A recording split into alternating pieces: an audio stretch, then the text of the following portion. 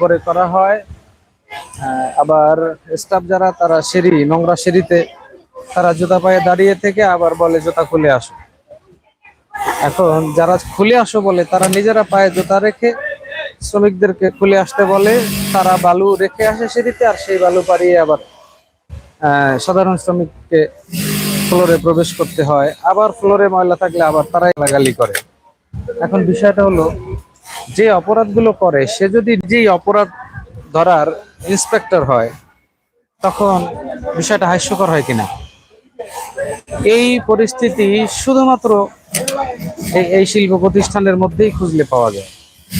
দেখুন, জুতা পরিধান করা এটা কিন্তু স্বাস্থ্য সুরক্ষায় এবং জীবনের ঝুঁকি কমানোর ব্যাপারে অপরিসীম একটা বিষয়। কেননা বৈদ্যুতিক সকল জায়গায় বিদ্যুতের ব্যবহার, আহ, সেহেতু জুতা পরিধান করা এটা কিন্তু শ্রম আইনের মধ্যেই পড়ে।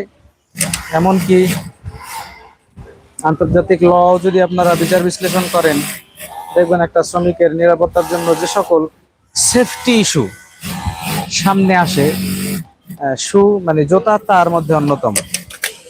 এখন এখানে কিন্তু তা নাই। আল্লাহ না করুক যদি কখনো অগ্নি দুর্ঘটনা ঘটে, তাহলে আগে দরজা বন্ধ করে যাতে কেউ বেরিয়ে যেতে না পারে।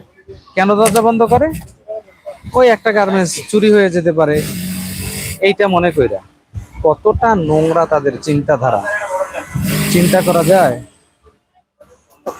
যেখানে পুড়ে যাচ্ছে সব, সেখান থেকে একটা গার্মেন্টস কেউ চুরি করে নিয়ে যেতে পারে, এই জন্য আগুন লাগলে আগে গেট বন্ধ করে দেয়।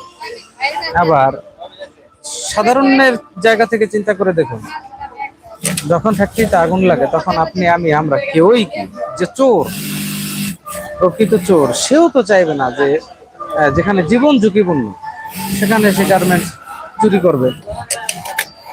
তাহলে এই